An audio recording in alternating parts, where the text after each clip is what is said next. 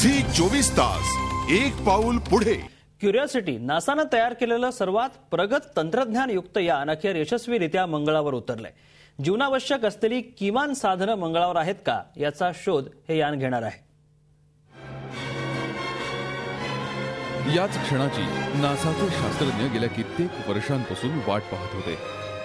The Mars Rover curiosity मंगळावर असलेल्या जीवसृष्टीचा शोध घेण्यासाठी हाती घेण्यात आलेल्या मोहिमेला 30 कोटी किमतीचं कारच्या आकाराचं सुमारे 1 टन वजनाचं रोव्हर आंतरराष्ट्रीय वेळेनुसार मंगळवारी पहाटे 5:30 दरम्यान मंगळावर उतरलं आणि ऐतिहासिक कामगिरी करत अंतराळ संशोधनाचा नवा टप्पा गाठला गेला।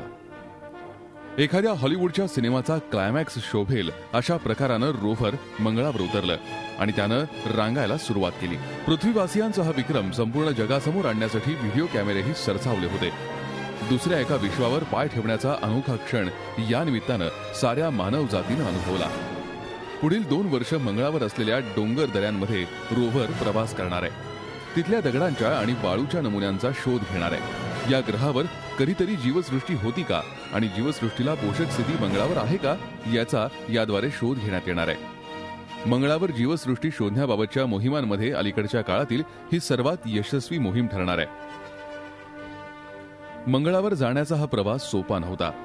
सुमारे 566 दशलक्ष किलोमीटर अंतराचा प्रवास करत 8 महिन्यांनंतर रोव्हरनं मंगळावर पाऊल ठेवलं। न्यूक्लिअर क्षमता असलेलं क्युरिओसिटी एका छोट्या कारच्या आकाराचं असलं तरी उच्च तंत्रज्ञान युक्त आहे। विविध कॅमेऱ्यांचा आणि वेदर स्टेशनचाही या यानामध्ये समावेश आहे। या यानाला पॉवर ड्रिलसह रोबोटिक हात आहेत। लेझरद्वारे दगड फोडण्याची क्षमताही या यानात आहे। मंगळावरील अवशेषांचा शोध घेताना आवश्यक असणारी रासायनिक प्रयोगशाळाही या यानात आहे। तसंच मंगळाच्या पृष्ठभागावर काही ठिकाणी असू शकणाऱ्या धोकादायक किरणोत्सर्गाची जाणीवही यानाला आधीच होऊ शकणार आहे। मंगळावर उतरल्यानंतर काही क्षणातच क्युरिओसिटीनं मंगळावरचा पहिला फोटो पाठवलाय। या फोटोत यानाच्या चाकाचा आणि सावलीचा समावेश आहे। मंगळावर असलेल्या पाण्याचा यापूर्वी शास्त्रज्ञांनी शोध लावलाय। यावेळी मात्र यान उतरलेली जागा कोरडी आहे। प्रचंड थंडी आणि धुळीचं साम्राज्य आजूबाजूला आहे।